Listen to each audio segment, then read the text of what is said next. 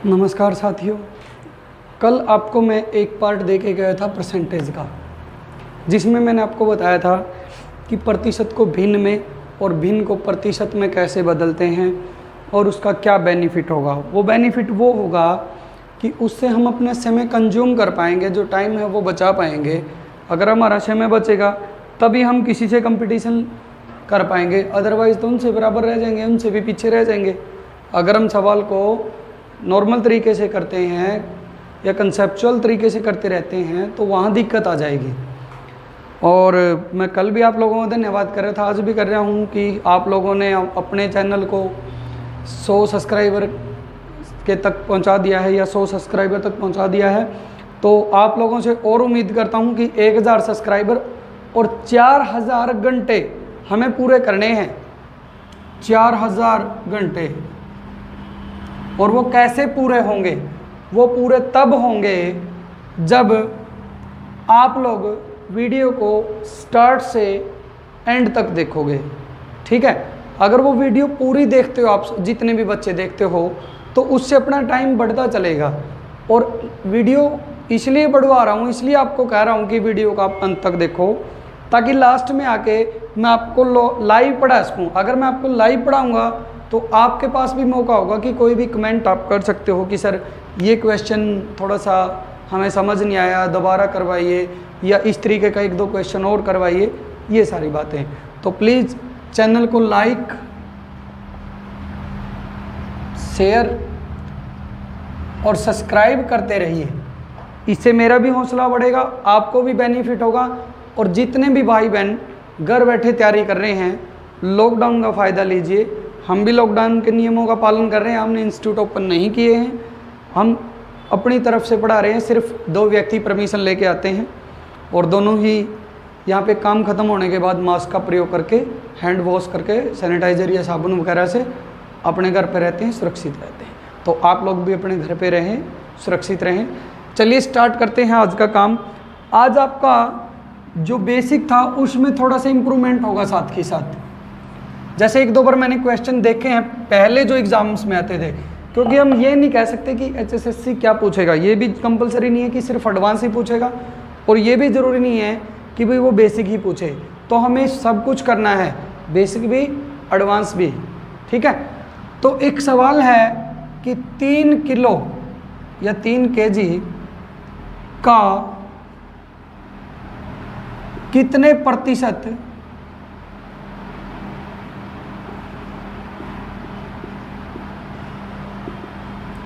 12 ग्राम है।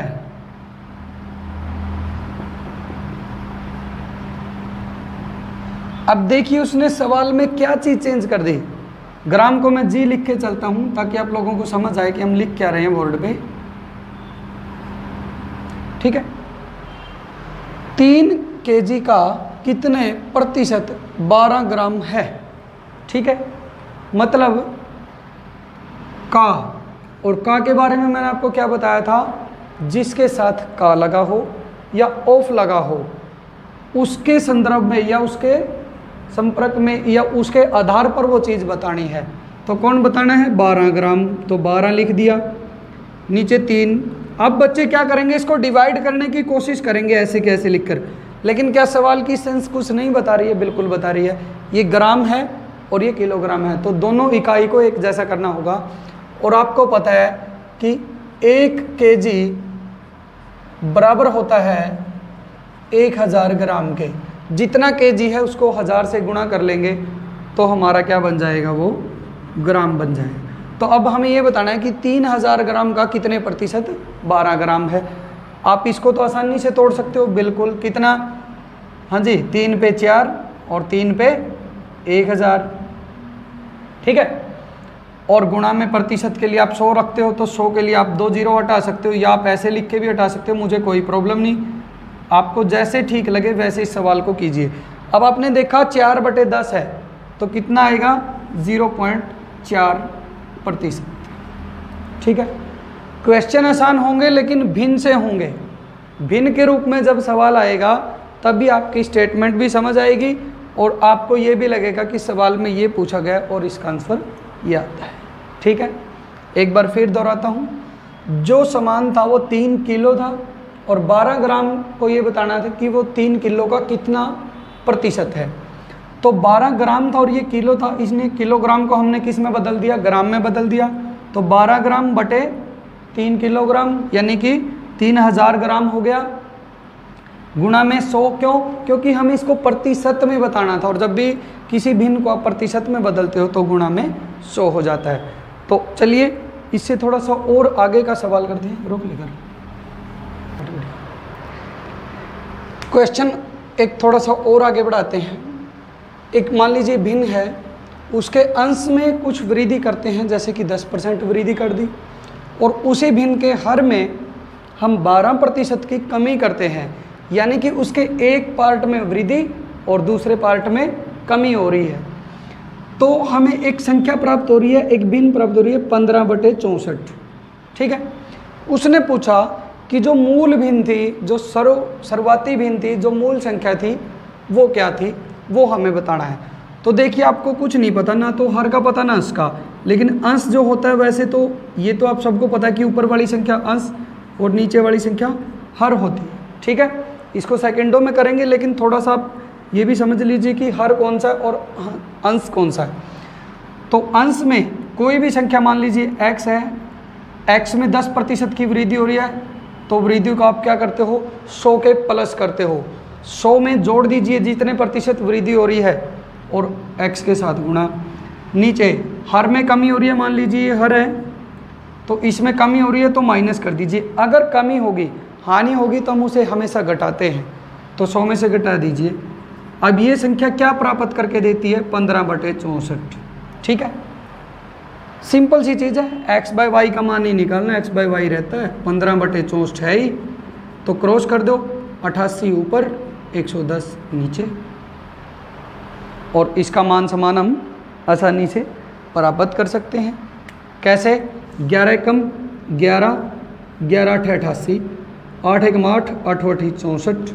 ये मैं आप लोगों को सिखा रहा हूँ भाई, 5 दूनी 10 और 5 तिया 15। ठीक है, तो 3/16 क्या थी वो, 3/16, ये आपका आंसर है। रोक एक चलन नहीं चल। तो देखिए आप लोगों को समझाने के लिए मैंने ये चीज़ ली है। अगर आगे दोबारा आपको कोई ऐसे सवाल मिल जाएं तो आपको सीधा क्या करना है, जिसमें भी कमी या वृद्धि हो रही है उसके अकॉर्डिंग सवाल करना। मान लीजिए अंश में 10% की वृद्धि इसने बताई है। ठीक है, तो जो मूल रकम पहले आपको प्राप्त हो रही है, कुछ भी प्राप्त हो रहा है संख्या, वो लिखिए और इनको उल्ट के लिखिए, अंश को हर से गुणा करना और हर को अंश से गुणा करना। ये इसकी शॉर्ट ट्रिक है। जैसे इसमें 10% की वृद्धि हो रही थी तो वो अंश में हो रही है तो हमने उसको हर के साथ गुणा करना है, और अगर हर में कमी हो रही है तो उसको हमें अंश के साथ गुणा करना है। सिंपल था, सबको पता है, 8 8 64 और 8 1 8 1 11, 11 1 11 सीधा 10, 5 दूनी 10, 5 तिया 15। सिंपल था, 3/16। ठीक है, तो प्रैक्टिस करिए, प्रैक्टिस से आपको ये चीज़ें समझ आएंगी क्या चीज़ें हैं। ठीक है, बढ़ते हैं नेक्स्ट टाइप की ओर, नेक्स्ट क्वेश्चन की ओर। अब आए हैं आपके सवाल थोड़े से टाइप टू टाइप अच्छे। एक व्यक्ति की आय जो है वो दूसरे व्यक्ति की आय से अधिक है परसेंटेज में, और उसने पूछा कि जो दूसरे व्यक्ति की आय है वो पहले व्यक्ति की आय से कितने प्रतिशत कम है। ठीक है, यानी कि ए की आय बी की आय से 25% अधिक है, तो बी की आय ए से या ए की आय से कितने प्रतिशत कम है। यहाँ शब्द को जरूर देखना, क्या है, अधिक। ठीक है, अगर बेसिक कंसेप्ट इसके रूल से करें तो ये कहता है कि जितने प्रतिशत अधिक है बटे 100, अगर अधिक है तो जोड़ देना है और गुणा में 100 कर देना है। देखिए मैं दोनों चीज़ें करवाऊंगा, किसी को जल्दी है तो उसका मैं कुछ नहीं कर सकता। आप इस चीज़ को समझिए कि फार्मूला क्या कहता है और जो मैंने कल चीज़ें करवाई थी उससे कैसे होती है, वो दोनों चीज़ें आपको पता चलेंगी। तो इससे आप करते फिर 25 बटे में 125 और गुणा में 100, 25 एकम 25, 25 पंजे 125, डिवाइड कर दिया, फिर 5 दूनी 10, 20%। ठीक है, ओके।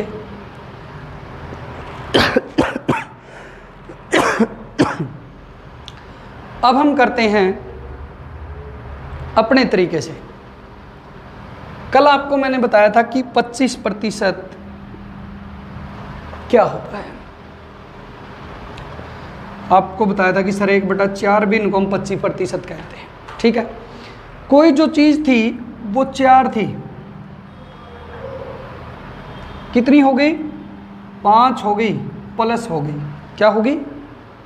प्लस। अब 5 के आधार पे ही हमें ये बताना है कि बी की आया ए की आय से कितने प्रतिशत कम है। समझ आया? क्या बताना है? बी की आय ए की आय से कितने प्रतिशत कम है। तो जिस बच्चे को ये चीज़ पता है वो सबसे पहले ही देखेगा कि 4 थी और 5 हो गई। ठीक है, अब नए के बेस पे बताना है तो नई क्या है? 5, और 1/5 कितना प्रतिशत होता है? 20%। ये सब ट्रिक। ठीक है, फिर बताता हूँ कितने प्रतिशत अधिक है? 25% अधिक है। अगर मान लीजिए आपको ये चीज़ समझ ना आए तो बता देना, दोनों तरीके एक बार फिर रिपीट करूँगा। 25% थी, मैंने कहा 25% बढ़ गई। ठीक है, 4 थी, एक हिस्सा और बढ़ गया उसका, वो 5 हो गई। अब 5 होने पर वो पहले से कितने प्रतिशत अधिक है या पहले वाले की कितने प्रतिशत कम है, सेंस को देखना है। तो पहले वाले की अब इससे कितने प्रतिशत कम है। ठीक है, बिल्कुल बता सकते हो। अगर इसकी अब 5 है तो 1/5 कितने प्रतिशत होता है? 20%। या आपको ऐसे भी ना समझ आए तो सीधा सीधा ऐसे भी कर सकते थे आप, बिल्कुल कुछ भी नहीं करना। कितना है? 25%। ऐसे कैसे टाइप कर दिया। अब ये 25% अधिक है तो 100 में सीधा जुड़ता है, कुछ नहीं करना। 25 125। अब इसको भिन्न में तोड़ो, 25 कम 25, 25 5 125, 1/5 आया तो 20%। ये भी इजी है। ठीक है, तो ऐसे सवालों को करिएगा बिल्कुल आराम से। इसका दूसरा टाइप और बताता हूँ, और इस पे ज़्यादातर वही आते हैं कि चीनी की में वृद्धि होगी, कमी होगी, कितने % कम अधिक करना है, वो सवाल मैं आपको करवाऊँगा। तो चलिए इसी सवाल को मैं एक अलग तरीके से और करवाता हूँ। मान यहाँ पे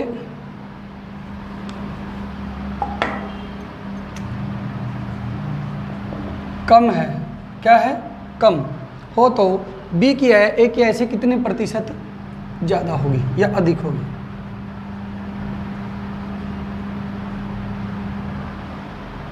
ठीक है, तो मुझे एक बात बताइए, चीज़ तो वही है, व्यक्ति भी 2 है, आया भी उन्हीं की है।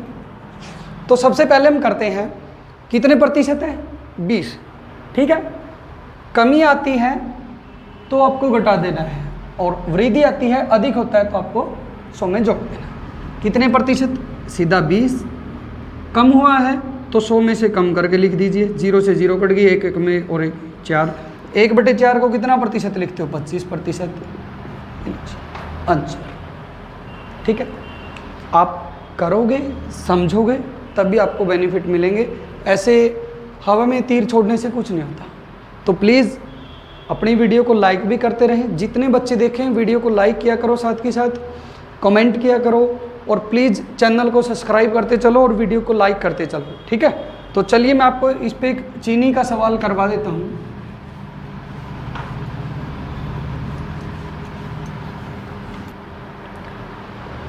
देखिए उसी बेस पे हम सवाल लेके आए हैं कि चीनी के मूल्य में 20% की वृद्धि होती है, यानी कि जो मूल्य थे वो पहले से 20% बढ़ गए, तो उसकी खपत जो है वो अब कितने प्रतिशत कम करें कि परिवार में उस पर बोझ ना पड़े, यानी कि उनका खर्च जो है वो ना बढ़े। ठीक है, तो मैंने आपको बताया था कि यहाँ जो चीज़ है उसकी वैल्यू है, क्या हो रही है? वृद्धि, या अधिक भी लिख सकता है।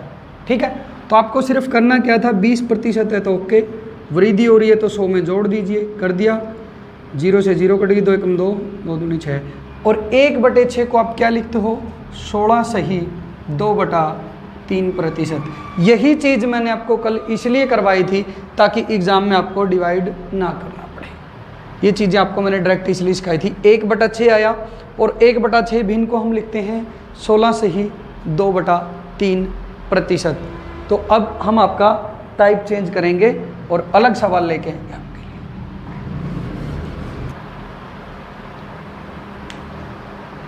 एक इलेक्शन के बारे में बात करते हैं। इलेक्शन होगा तो उम्मीदवार भी होंगे, एक से ज़्यादा भी होंगे, क्योंकि अगर एक होगा तो सर्वसम्मति से जीत जाएगा। तो हमारे पास एक छोटी सी बात आई कि 2 उम्मीदवार हैं, ठीक है भाई, इलेक्शन हो गया। एक ए उम्मीदवार, एक बी उम्मीदवार। ए उम्मीदवार ने 55% वैध मत लिए। वैध का मतलब जितने कुल मत थे उनमें से जो वैध मत माने गए वो, न कि पूरे मतों में से, ठीक है।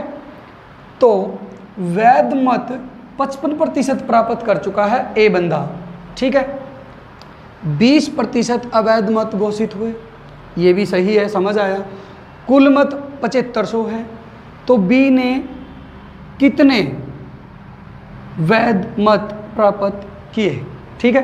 तो सबसे पहले हमें क्या निकालना है, इसको हटाना है इनमें से, ताकि हमारे पास वो संख्या बचे जो वैध मत हैं। फिर हमारा सवाल सेकंडों में होगा। तो 20% को मैं आपको बता चुका हूँ, 7500 का 20% अगर आपने निकालना है तो 20% की भिन्न होती है 1/5, और 5 से डिवाइड करोगे तो 15 5 75, यानी कि 1500 वोट जो हैं वो अवैध हैं। एक चीज़ खत्म। अब आपको ये पता चला कि 7500 में से 15 तो अवैध हैं, तो 1500 अवैध हैं तो माइनस कर दिए। ये आपको दिखाने के लिए मैं कर रहा हूँ, नहीं तो सीधा भी लिख सकते हो आप 6000। तो कुल वैध मत आपके कितने हैं,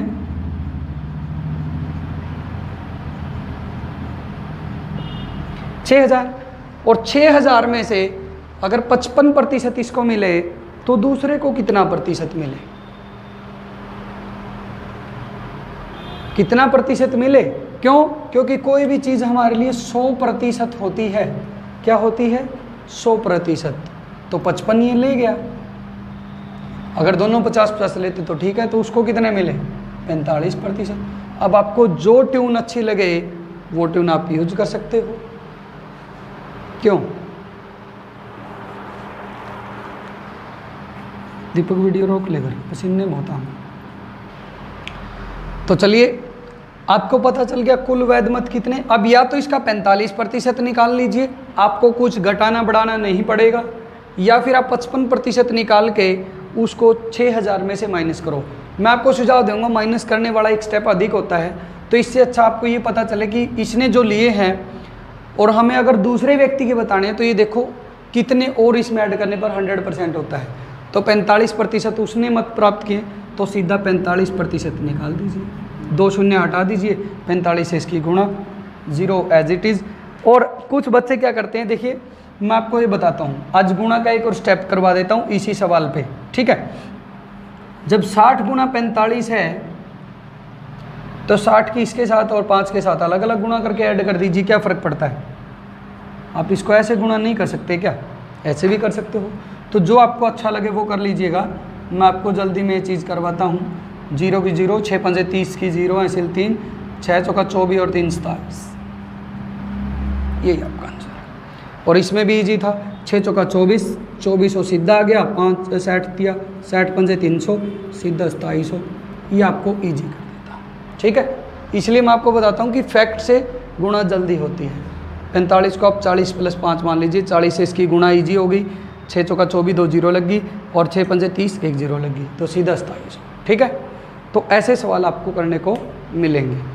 अब मैं इस टाइप का और सवाल नहीं करवाऊंगा, आपको करवाऊंगा एजुकेशन से रिलेटेड, कि किसी बच्चे ने इतने प्रतिशत अंक लिए और इतने प्रतिशत से वो फेल हो गया, फिर इतने लिए, इतने प्रतिशत लिए, इतने अंक अधिक हो गए, तो हमें या तो प्रतिशत अंक पूछेगा कितने में पास होता है, या पूछेगा कि कितने अंकों से पास होता है, यानी कि पास होने के लिए कुल नंबर कितने चाहिए, ठीक है।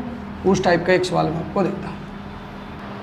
चलिए, कल एक बच्चे की कॉल आई थी भाई घर पे, उसने बोला था, इसलिए मैंने सवाल को वही लिखा है जो उसने पूछा था, कि सर चाय वाले में एक दिक्कत हो गई है भाई, ऐसे मूल्य बढ़ गया, ऐसे अधिक मिल गई है वो, तो उस टाइप का एक क्वेश्चन करवाना। एक क्या, मैं आपको कई सारे क्वेश्चन करवाऊंगा, लेकिन आज वीडियो लंबी ना हो, ठीक है।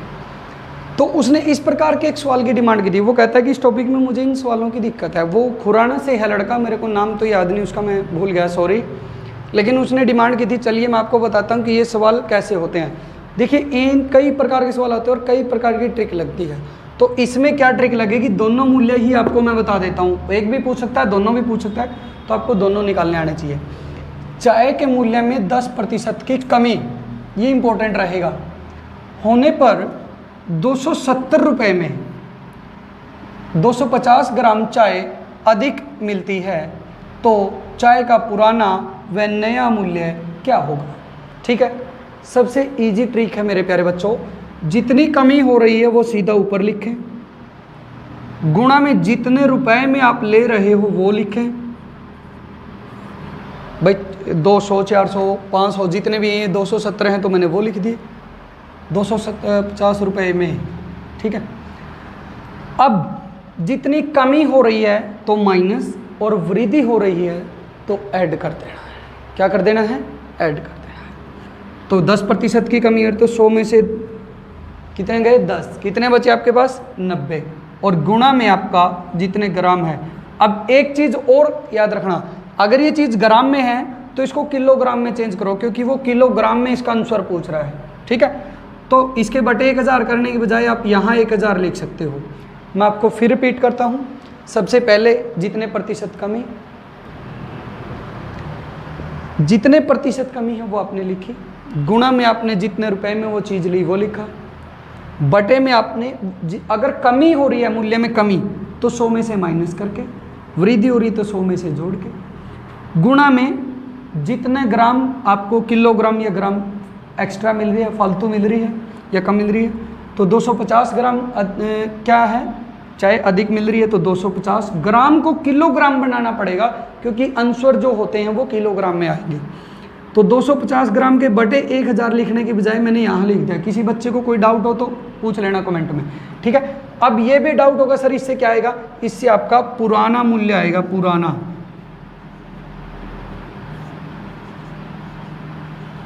कैसे, अब देखो कितना इजी है, 0 से 0 कट गई, 9 × 27, 250 कम 250, या 0 से 0 कट गई, 25 5, 3 चौके 12, 12 दाया 120 रुपये किलो थी भाई वो पहले, कितनी थी, 120 रुपये किलो। ठीक है, अब बच्चे से पूछ लिया नया मूल्य क्या होगा, तो मेरे प्यारे बच्चों अब तो बहुत ईजी है, अगर वो 120 रुपये किलो थी और उसमें 10% की कमी होगी तो 10% क्या होता है। ठीक है, आपको पता है इसका 10% निकालना कितना है जी, 1/10, क्योंकि 10% की भिन्न होती है 1/10, 10 से 10 कट गया 12, यानी कि 12 रुपये की कमी हुई है। तो नया मूल्य क्या होगा, देखो पुराना मूल्य माइनस जितनी आपको छूट मिली है 108 रुपये।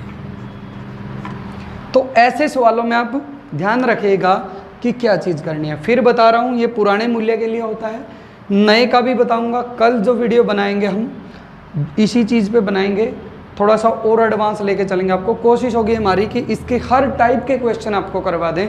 फिर भी अगर 1-2 टाइप बचता है तो आप कमेंट करिए, और कमेंट आप तब करते हो जब वीडियो को आप लास्ट तक देखा करो, तभी आपको ये चीज़ें पता लगती हैं। आज जिसने वीडियो लास्ट तक देखी है वही ये चीज़ सीखेगा। ठीक है, जो ये वीडियो लास्ट तक देखेगा ना उसी को ये चीज़ पता चलेगी, अदरवाइज़ तो वो छोड़ के चल जाएगा कि क्या ये तो सभी करवाते हैं।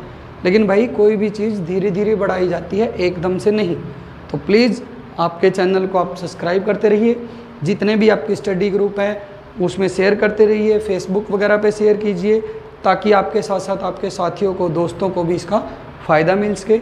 और आप सबको फिर से धन्यवाद कि आपने हमारे चैनल को 100 सब्सक्राइबर से पार कर दिया है, और उम्मीद यही करता हूँ कि आप जल्दी ही उसे 1000 सब्सक्राइब और प्लस 4000 घंटे जो वीडियो वॉचिंग के होते हैं वो भी पूरे कर देंगे, जिससे हम फिर हमारी मुलाकात क्या होगी, लाइव हुआ करेगी, जिससे आप लाइव क्वेश्चन पूछ सकें। ठीक है, धन्यवाद।